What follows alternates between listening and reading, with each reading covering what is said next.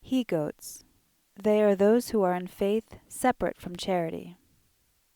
Speech was held with some in regard to the he-goat mentioned in Daniel, and to its combat with the ram, and also in regard to the judgment on the goats and sheep mentioned in Matthew.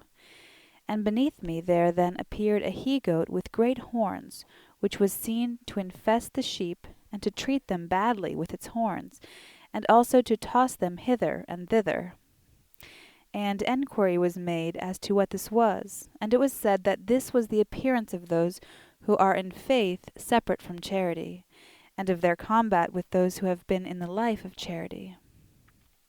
And it was said that before their own eyes they do not look like this, but like men, sharply disputing with each other, and that he who seemed like a he-goat was one who was in faith separate, while they who seemed like sheep were those who were in the life of charity. For sometimes, and especially at a distance, spirits appear according to their affections, inclinations, and their principles therefrom. For example, when anyone is thinking from the understanding, he appears as though sitting on a horse, and some appear in other ways. Hence it was made evident that by the horned he-goat in Daniel, and by the he-goats in Matthew, none others are meant. It is supposed that all the evil are meant by the he-goats, but no others of them are meant than those who have lived wickedly, and have nevertheless confessed faith alone. In like manner afterwards, those who were in faith separate appeared as he-goats, and those who were in the life of charity as sheep, and their argumentations and wranglings as combats. After the last judgment was accomplished, many were seen who had been scattered among others at the back in the west.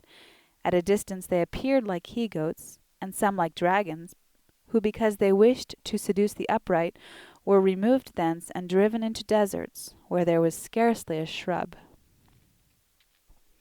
The dragon. By the dragon, from Apocalypse chapter 12, and by his two beasts, chapter 13, no others are meant than those who are in faith separated from charity, both in doctrine and in life. By the dragon, all those who have confirmed themselves in that faith, and by the beast from the sea, they who have confirmed those principles by means of reasonings from the natural man, and by the beast from the earth, who is afterwards meant by the false prophet, are meant confirmations from the word in favor of that faith.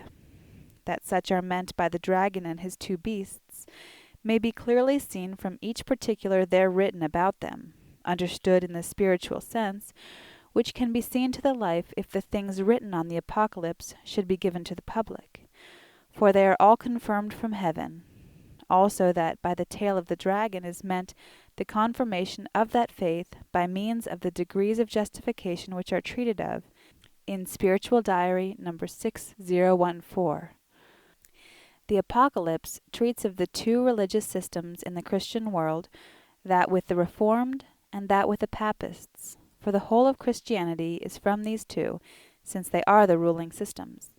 The religious system with the Reformed is a system of faith alone, which has devastated the Church, and that with the Papists deals with the Lord's vicarious authority over the Church, thus over the souls of men, and also over heaven, that resides with the popes and the primates and subordinate officials of the Church. It is these two ruling systems of religion, which have been rejected by the Last Judgment, concerning which we will treat later. That they who are in faith separate are meant by the dragon and his beasts.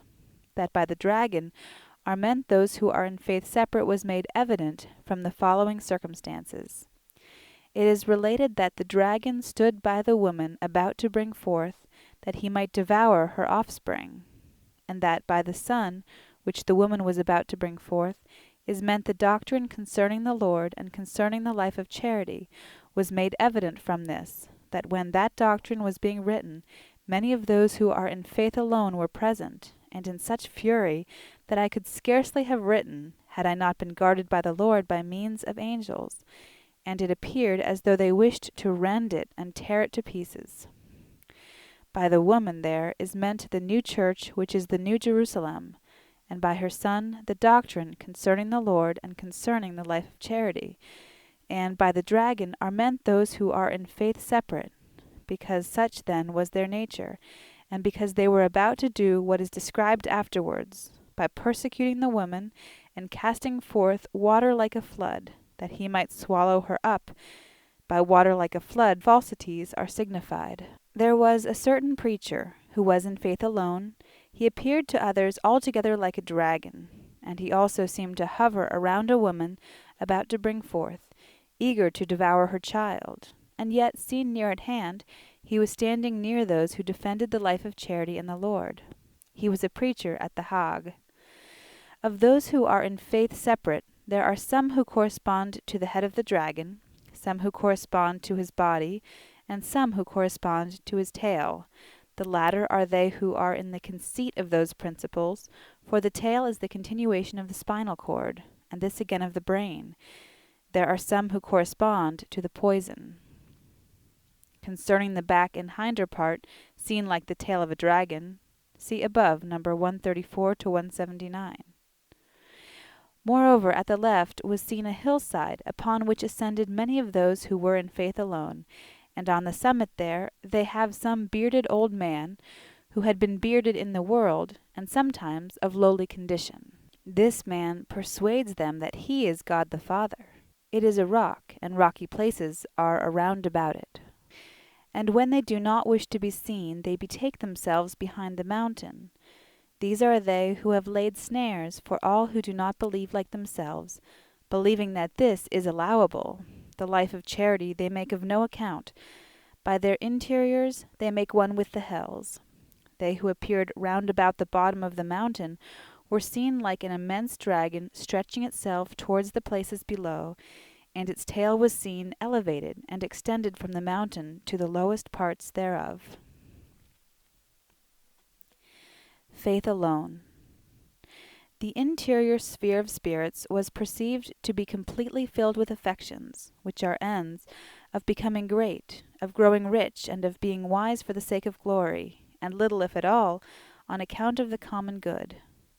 When from the Lord I was in the faith of the knowledges of truth, it was found that evil spirits were powerless to refute them, or even to reason about them, as when I was in the knowledges that the Lord rules the universe, that the Lord alone is life, and that the proprium of man is nothing but evil, and others of a like kind.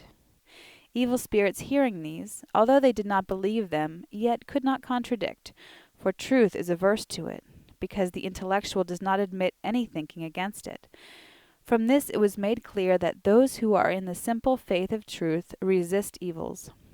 I also saw some, who were in truths, who passed through many hells, and all the infernals retreated, nor could they approach, still less do any evil. But he who believes in the faith set forth in the church at this day cannot do this. The infernals are in no way troubled at their approach, because truth from the Lord is not in that faith. Concerning spirits who have no spiritual life because they are in ignorance of truth, and that life is inspired into them by the Lord through angels.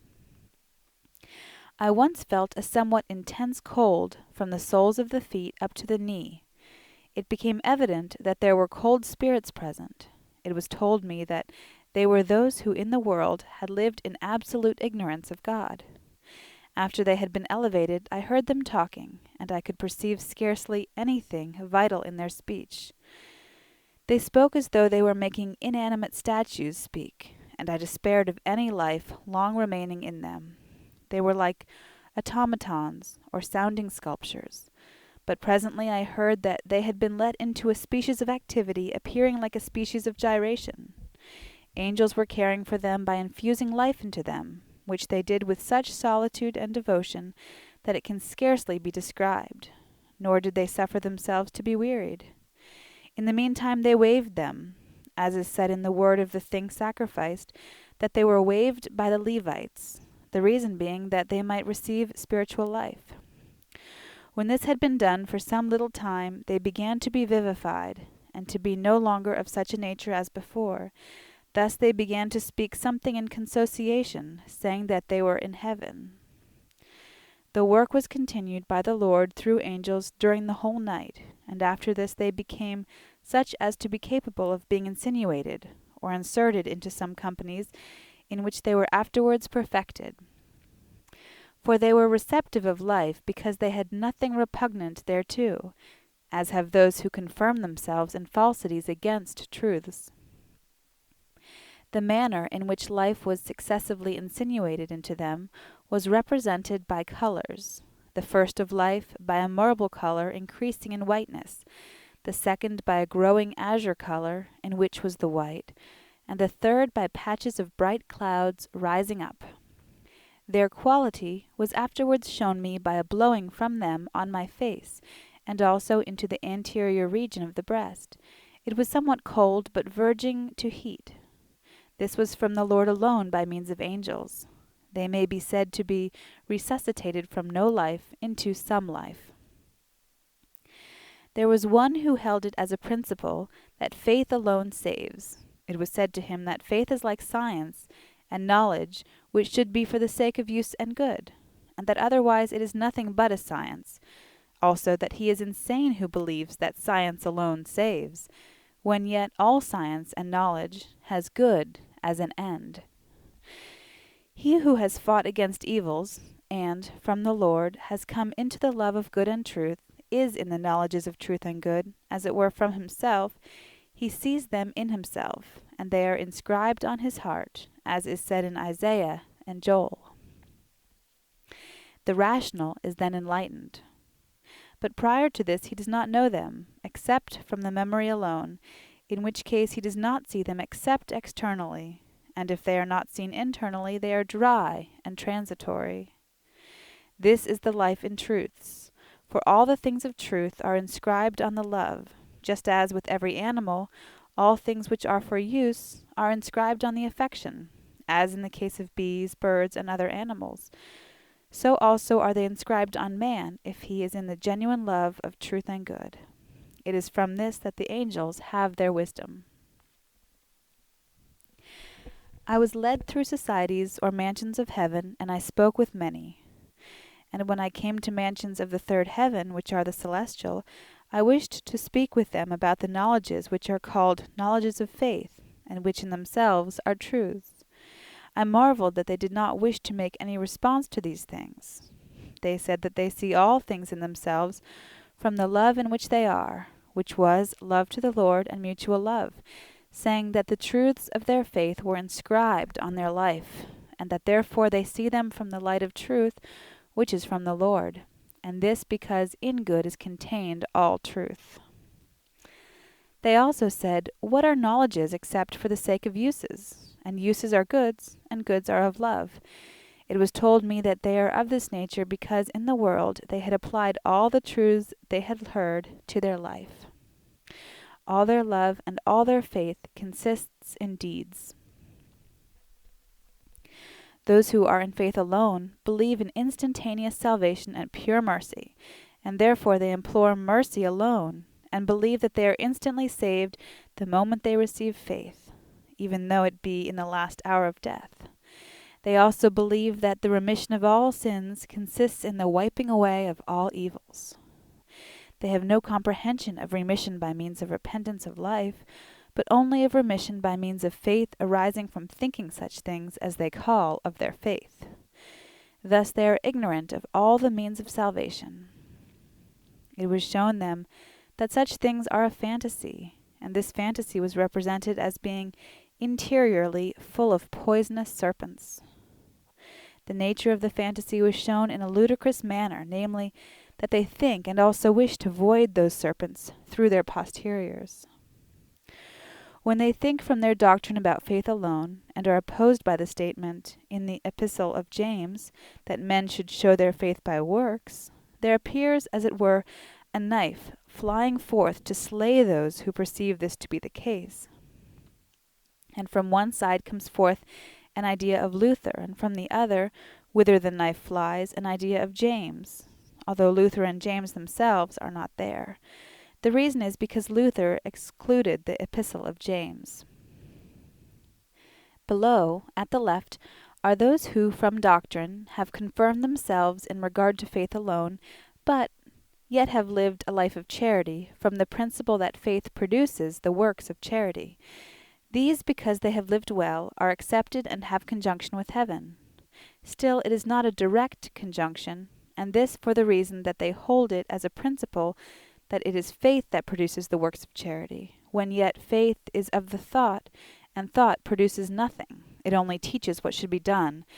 And if a man does what it teaches, then it is not from any faith. For knowledges of truth do not become knowledges of faith until man has done them. It is like one who believes that the sight operates into the hands to enable a man to work, or into the feet to enable him to walk and not stumble, when yet the sight does not operate in this way, but it teaches and brings things to view. That this is an inversion was shown by it being given to a certain spirit to walk on a road, and to then believe that it was the understanding that was leading him. He then went from the east to the west, or from the south to the north, thus from truths to falsities and into obscurity. But his state was changed, so that he believed that the will or love was leading him. He then walked from the west to the east, and from the north to the south, thus into good and into truth and light. It was told them that with those who have had this belief, the state is successively inverted, and that then they begin to be regenerated and come into the angelic life.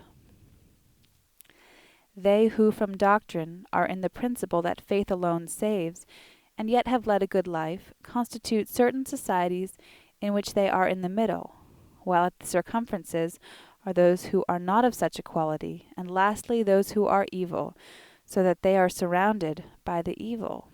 It was told them that they still dwell among the evil. It was made known by living experience that those who have been in faith alone, and have led a moral life, had made heavens for themselves, where they seemed to themselves to have been in light, but it was shown that it is a wintry light. For when angels looked thither, in place of light there appeared a thick darkness. Those who go there, and are at the same time in charity, feel a pain in the breast, the stomach, and the knees. Concerning those who are continually wrangling about truths. There are hells where they do nothing else but wrangle about truths. One of them was under the groins. In that hell were those who believe that they know everything, and that nothing is hidden from them, when yet they do not know anything except that their faith is the all of the church with men. There are those there who, by reason of their belief that they know all things, think that they alone are entitled to talk. They despise the laity. They are continually saying that this is the truth itself, and that it cannot be contradicted. I have there heard perpetual contradictions and quarrels which went so far that they wished to attack their opponents with their fists, but they are held back by others. They appear in that place as if they were tearing garments, and from the place is heard as it were the gnashing of teeth. Thus do they go forward and back, and thus do they wrangle, not at all for the sake of truth, but for the sake of themselves, from the pride of their own intelligence, and from the itch of domineering. They are removed from others because they disturb all tranquillity of the mind, and take away the freedom of thinking from the word, inducing their own opinions, as though they were from the divine, and infesting all who do not receive. At this day there are many such consociations drawn from the Christian world, because there they have divided the church on questions of opinion, concerning what is to be believed, and the good of life they only reject. But they also say that they know not what it is unless it be to give to the poor and to hear preachings. Those who have said that they had faith have been seen many times, and when they are explored it is found that they had no other faith than that which was spoken of above. This they call the only saving faith, and also spiritual faith, and yet they have not lived any Christian life by shunning evil because it is sin.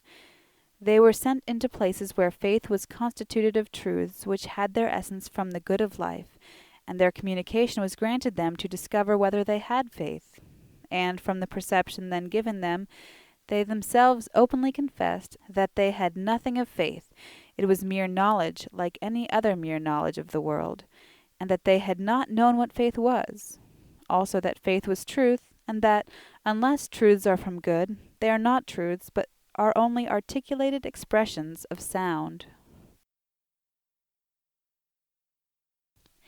Very many of those who are in faith alone, and in no life of charity, are sensual. For evils of life, which they neither see in themselves, nor have endeavoured to see, occupy their voluntary, and make it. And as a man is in respect to his voluntary, such he is as to his interiors. Therefore these interiors are shut up, and all things which are of the church and heaven are below or without, thus merely in the memory, where they reside as historical faith or as science. This is the reason why, when men hear something of the truths concerning the Lord, the Word, eternal life, heaven, the state of the angels, and the state of men after death, the things they hear are received as matters of the memory. But as soon as they think about them, as to whether they are so, then the sensual corporeal judges and makes its own conclusion. The conclusion reached is that what has been heard cannot be true, and this because what is previously in the memory from doctrine must be believed, as that there are three persons of the divinity, that the human of the Lord is not divine, that angels, because they are spirits, are like winds, and so likewise man after death. The reason is because it is the sensual that makes the conclusion, and in that light from heaven which enlightens cannot be received, the interiors being closed to the transflux of that light. Investigate for yourself as to whether this is not the case, whenever any such truth is laid under direct examination, and enquiry is made as to whether it is so. The sensual man is such that he comprehends fallacies, and believes in appearances and speaks truths, but the truths themselves, which are of the light of heaven, he rejects. This is the effect of faith alone, and therefore they cannot be led on into any understanding of truth. It was said by angels that there can be no such thing as faith alone. Spirits who in the world had been in faith alone, being indignant at this, came running up from every direction to where the angelic spirits were, and inquired, "Is there no such thing as faith alone?"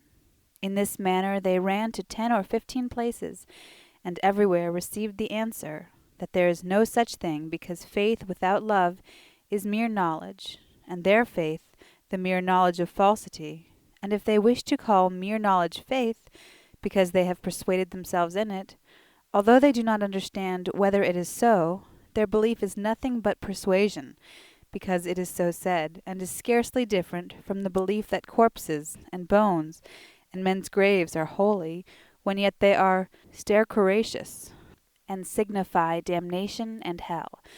When they heard this, they ran on and inquired what love was, whether it was not faith alone. Angelic spirits thought them insane, and still more when they said that works were faith, which is as if they had said that thinking was doing. They ran on still further and said, "Is not faith thus a non-entity?" They received the answer that faith separate from charity is a non-entity, because faith is called faith from charity, which is its soul, and faith separate from charity is just such an entity as is the body without the soul. I have heard many of the learned reasoning about various matters of their faith, things which they had held from birth, thence as truths of their religion. Their reasoning was sharp and vehement, and each one was refuting the other. There were angels who were listening, and they said that with not a single one of them did they perceive any affection of truth, nor therefore any sight of truth, and thus no delight of mind arising from any truth. They wondered that these spirits were able to confirm falsities, and they said that it was merely the delight of reasoning springing from pride, and that thus they cannot progress into any wisdom, for they are at a standstill. But those who are in the affection of truth are ever progressing from truth to truths, and this continually until at last they come to wisdom, and thus to angelic happiness. They said that as soon as they hear such reasoners, they turn themselves away, and have no wish to join company with them, because they see nothing. Of such quality are very many of those who have confirmed themselves in faith separate, not only in doctrine but also in life.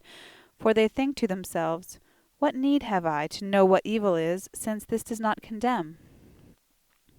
Or what good is, since this does not save? Only let me think, from that faith, that the Lord has fulfilled for me all things of the law, and that his merit will be imputed to me. It was disclosed by angels of heaven that those who are in faith alone have no conscience, yea, that they do not know what conscience is. And he who has no conscience has no religion. The reason is because they make goods of life of no account, and they who make these of no account can by no means have conscience, and hence cannot know what it is. For conscience is a grief of the mind, that one has done contrary to the divine precepts, and that one has thought against them.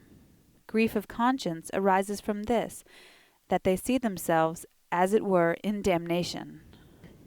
They who believe that man is saved by charity and not by faith alone, if they do not live the life of charity, differ little from the others.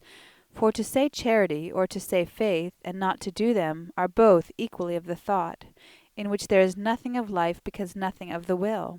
Such spirits inflict pain in the breast and in the right shoulder blade.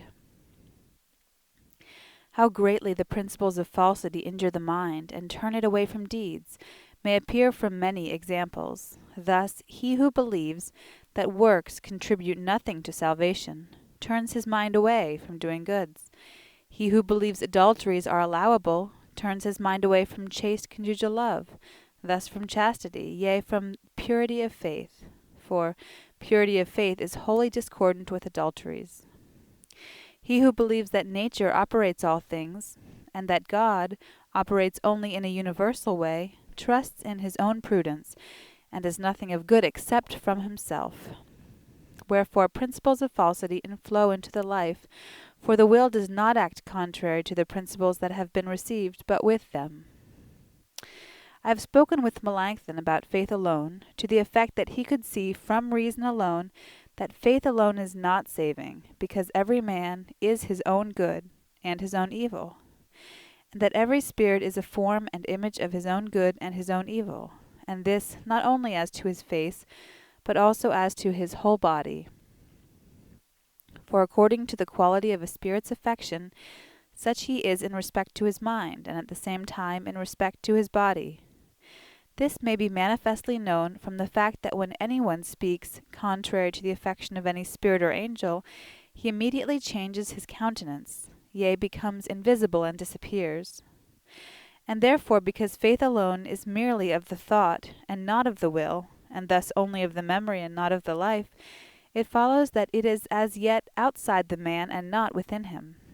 Wherefore, since a spirit is a complete spirit, in the degree that he is his own good or his own evil, and since faith separate from good is not within the man, it follows that it is merely like a skin, and that men of faith, separate, are not men except as to the skin, and thus that they are to be called cutaneous. The truth is that he who confirms faith alone with himself, both in doctrine and in life, cannot be reformed, and thus cannot be saved. That is, he who, while in the world, has thought, "Since I am justified by faith, nothing of evil will condemn me, because it is not imputed, and nothing of good will save me," and has thus cast out of his thought all reflection upon the evil and the good of life with himself. And if he apperceives any evil or good, he is not concerned about it as being a matter of no importance in respect to salvation. Such are spirits who cannot be reformed, for they think like things after death. That the Lord is love, that hence the whole heaven is arranged according to the genera and species of love, and thus according to its varieties, that in like manner every society of heaven, and every spirit and angel that is similar in a spirit and angel in whom heaven is, in that all things in them are disposed from love, and, according to it in their understanding, yea, their whole body. How then can there be such a thing as faith alone, since faith is according to love? There was a certain Englishman who had written learnedly and skilfully about faith and charity, and this from considerable ingenuity. But he had come to the conclusion that faith produces charity, and that when man is justified by faith, he is in the endeavor to do good, and that this is the effect of faith, thus that faith first leads to charity, and afterwards in charity. It was told him by angels that it so appears to man, and yet that it is not so, and because it so appears that this is the way of reformation. For thus man learns many things which are of faith, believing that in this way he is saved, but when man is not regenerated, the order is inverted. And moreover, that if he should make enquiry, he would never find that faith produced charity, but that faith was produced by charity, and therefore because he was gifted with much ingenuity, he thought out many reasons for confirming the idea that it is faith that produces. And it was permitted him to produce these reasons and to show whether the case was so. Wherefore in his meditation he was left to follow out each reason, but when he came to the end of his production, there always appeared as it were an obstruction to the way which he was unable to penetrate, so as to arrive at charity. Therefore, abandoning this reason, he acted in a similar manner with another reason, and so on with 100. In this way he went on in his ingenious meditation every day for an entire year, and not once did he see a conjunction on the part of faith. Wherefore he afterwards confessed that the thing was impossible, and that the fact that some said they had felt it with themselves was due either to their having thought of charity outside of faith, or to other causes, etc., etc., which arose from the fact that the things which are of faith have taught them. For the truths of faith teach, and man acts according to them, and that from a principle, either adopted or heard, they have attributed it to faith. Moreover, after a man has done charity, faith is then living, and then in the single things, charity and faith work together, and it can hardly be seen which is prior and which posterior. The truths of faith which are of the thought and understanding are prior, but still truths do not live and become truths of faith or saving until man lives according to them. I read before Englishmen their exhortation used before the Holy Supper teaching, how they should act that their sins may be forgiven, and in which there is no mention of faith, and I said this is true religion itself. Certain preachers who were in favor of faith alone, hearing this, said that when reading that exhortation in their churches, they had fully believed it to be the way of salvation, but when thinking from their doctrine of faith alone, they had thought differently. The English were praised for that exhortation, and many of them believed that it belonged to their doctrine, but more of them said that this was for the common people, faith alone being for the learned. They were asked whether they wished to thus invite the curse expressed in the words, that unless they do this, Satan would enter into them, as he entered into Judas. They then went away, and spoke about the matter among themselves. I once saw some leaders of the English, among whom were also 1 or 2 bishops, who fought for faith alone as for their altars and hearths. And from the ideas of their thought concerning faith alone and justification, thereby they formed an image, that it might represent that faith. In the spiritual world this can be done skillfully and easily. They were made their images by means of ideas, and these images also became visible, for appearances are merely from their ideas. Into their image they fitted all things of their faith, but when it was finished it appeared in the sight of the angels as an enormous monster, and as though it would frighten them away. This was in the light of heaven, but before their own eyes it assumed a different appearance, as monstrous things are wont to do when seen in darkness and from fantasy. They gloried in it at first, and afterwards they became ashamed. The English said that faith produces charity as a tree produces fruit, but it was shown them that by a tree there is not meant faith, but man, and by the branches and leaves are meant the truths of faith, and by the fruits, the goods of love, and also that natural affection or natural good, which is of the love of self and the world, cannot be conjoined to a faith which is spiritual. If it is conjoined, the result is an adultery, and that spiritual good is not possible except by means of the good of life, which is the good treated of. An argument on which they lay stress is, that man cannot do good which is good of himself. This is true, but still unless man be in good as from himself, it is not appropriated to him, and so he is not conjoined to the Lord. In order for conjunction there must be something reciprocal, and thus a covenant, which is, if you do that, I will do this. And therefore, that man may do it as if of himself, freedom is given him, and this freedom is freedom to think, to will, and to do. Reason is given him that he may see what salvation is. Will is given, and choice, and election, and he is commanded to act. All these are given in order that he may act as if of himself, and yet it is not from him but from the Lord. If he did not act of himself, he would be an automaton, and all influx would pass through him. The Lord is continually with man, pressing and urging him that he may act, and that, for the sake of appropriation and conjunction, it may appear no otherwise than that he acts of himself. 1,000 passages can be adduced, showing that man is condemned if he does evil, and rewarded if he does good. Those where doing and works are mentioned might be brought forward. Many were explored who at the last hour, when they had received the sacrament, believed they would be saved by that faith. They said they had believed with trust and confidence, yet it was the life of evil that remained, and not the faith. They were told to hold their breath, and at the same time retain that faith. But still, as soon as they breathed, the delight of evil, from which was their life, returned, and they were cast into hell. After the judgment, those who had been scattered amongst others round about were collected together.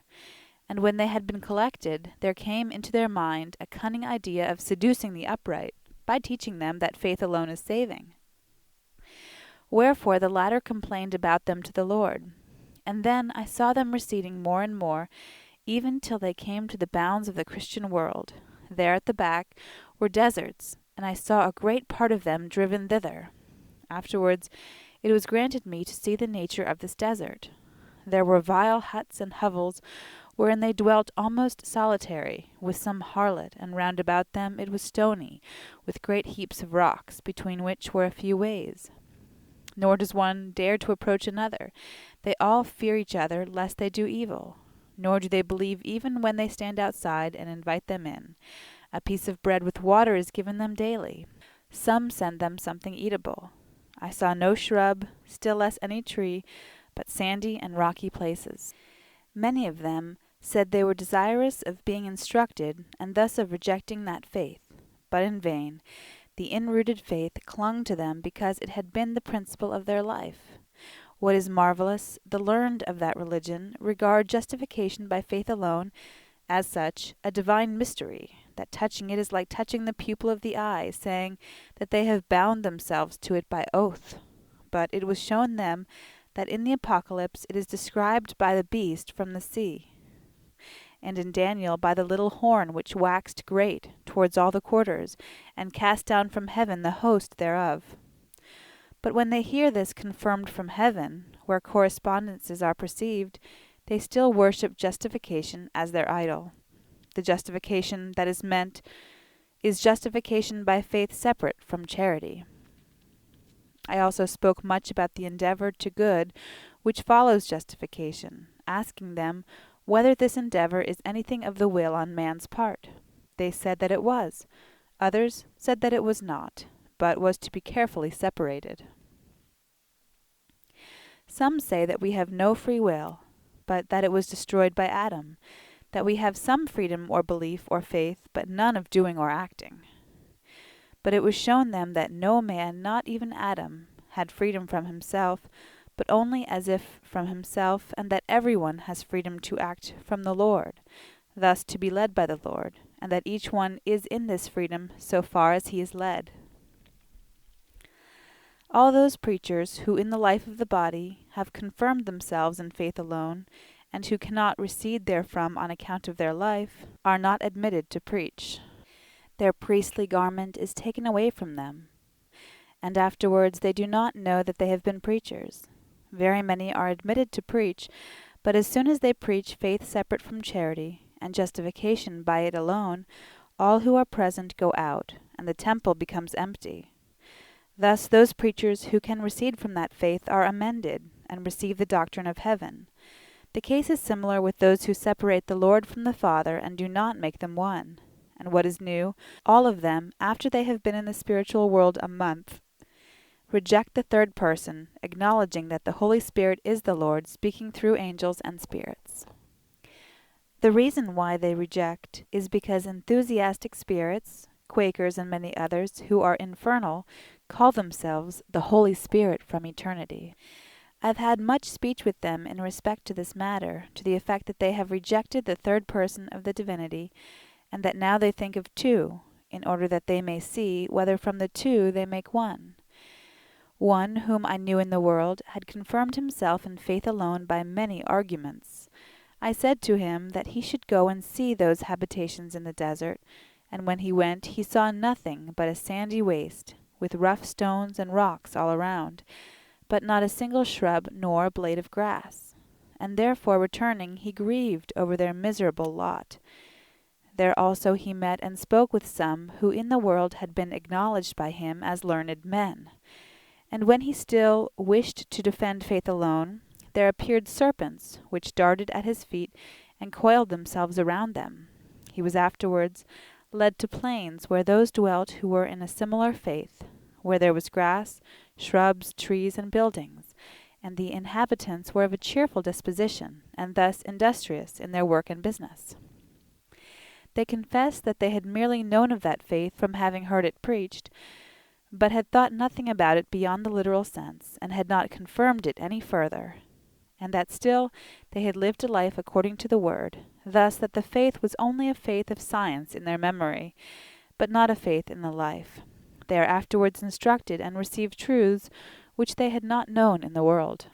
A learned man, who in the world had thought solely about faith alone, was examined as to whether he knew any truth of the church, whether he knew what faith is, or what the life of faith, what charity is, what love, what truth, and the affection and perception of truth, what free will, what regeneration, what spiritual temptation, what baptism, what the Holy Supper, what is heaven with man, and what and whence is hell, wherein is the holiness of the word, what providence is, what God, and whether he is one or three, what conscience is, also what is the church in man, and what heaven in him. And the angels heard, and they saw that he knew nothing of these things. The responses which he made were falsities derived from reasonings, and were also things from the word which had been falsified. It was said to him, how could he be in the light of heaven, and hence in angelic wisdom, and from this in the felicity of heaven? Being convicted, he wished to learn, but because he had confirmed faith alone, he could not. I spoke with angels concerning the progression of truth to good, saying that the angels have joy when an infant or boy learns truths and acquires them from affection. Thus, when truths become truths of knowledge, they have greater joy when they become truths of the understanding, still greater when they become of the will, and the greatest joy when they become of the act. Then they love him, because truths have taught him and led him to good. And they are gladdened when he knows that it is not truths which lead to good, but that it is good which leads him into truth, and thus into wisdom. Man does not know this, but the angels perceive it and rejoice. How Englishmen, who wish to acquire a reputation for erudition, compose their discourses with great elegance, and as it were profound wisdom, especially concerning the influx of faith, and the endeavour to the doing of good, and of man's state then as to affection, reception, and enlightenment by the Holy Spirit. Some of the English complained, saying that these elegancies delight their ears, and are pleasing to them while they listen, but when they wish to apply anything therefrom to themselves, they know not what the preachers have said, and whether it is allowable to adjoin the will, and thus to openly will and act or not. When they ask them, they say such sounding words as that they may and may not, and finally that it is a transcendent mystery. They speak in this manner so that their hearers, being able to gather either meaning from them, may praise them. And yet, by reason of these words, with their double meaning, in which something lies hidden like a snake in the grass, those hearers do not love them. They tell them that they should remain in the doctrine that is taught in the exhortation used at the Holy Supper, and that if they do not do so from the will, the devil will, perchance, enter into them as he entered into Judas. Their discourses are also filled with the perception of trust and confidence in themselves. I have sometimes heard it said from heaven that faith saves no one, because there is no life in it, and that true faith is truth, and that man has truth only so far as he shuns evils as sins. Particulars concerning the Decalogue and its holiness, see Spiritual Diary, number 6065. The truths of faith are compared with the ornaments and utensils in palaces. Unless man lives according to them, they are as it were in a dark room, with the windows shut. But as soon as a man lives according to them, he is then elevated into heavenly light. The windows are opened, and he then sees those things and is delighted with them. Conclusion. Lastly, it shall be told what the state of man is after death, whatsoever his religion may have been. They who have led a good life, who are such as have shunned evils because they are sins, and have conducted their business with rectitude and sincerity, are not led into the evils of their will, but are held by the Lord in good, and in intelligence and wisdom therefrom. But they who have lived in evil are led into the evils of their will, and then they can think in no other way than in agreement with those evils. And when in that state, they appear as if insane, more like beasts than men. The love of doing evil then rules them, and they now rush into all things which they have coveted. They who have been in the love of ruling for the sake of self are more insane than others. I have seen many such spirits, and they appear as if utterly deprived of all rationality, and yet they then believe that they are wise, yea, the wisest of all. But it is allowed them at times to return into the rationality which they had in the world, when from shrewdness they had feigned themselves gifted with every virtue. Still, even then, the pleasure of returning into the delights of their will draws them on, so that they cannot be led away except unwillingly. They wish to be insane. And because they are of such a character, they are sent into hells, and then it is not permitted them to go out. And they there remain under the supervision of a judge who imposes tasks on them, which they must do daily. If they do not perform them, they receive neither food, clothing, nor bed, and if they do evil, they are severely punished. Thus, by means of adequate tasks, they are led away from the delights of their will. In such a prison all are held, both men and women, who have lived in evil, that is, who have given reins to their sins. But before they go, they are deprived of everything which they had formerly learned from the Word, and of everything which they had known concerning faith, and also of the knowledge of who they had been in the world, whether kings or magistrates, bishops or elders, rich or poor, or of the common people. And they are then all alike among themselves, nor is one greater than another. A low countryman may be together with an eminent man, nor does either know who had been the more eminent in the world, for elation of the mind exists equally with those who are of the common people, as with those who are in the highest places. And what is wonderful, they cannot go out to all eternity, for if perchance they put forth a foot, they are punished, and if they are taken out by others, they become more insane than before. I have sometimes seen this done. They are like robbers who, from fear of punishment, live honestly in a house in a city, but as soon as they come into the woods, they constantly think about robberies. All the states of man can be recalled after death, the states of age, as the state of childhood, of adolescence, and of youth. They who come into heaven come into the state of their adolescence, return into all the states of innocence, charity, and affection, with all their delights, and this with ineffable increase. With those who have lived well, good states are recalled. With those who have lived in evil, evil states, concerning which various things have been said above. That at this day they crucify the Lord, see, Lord, and that they are like the Jews in their time, experience.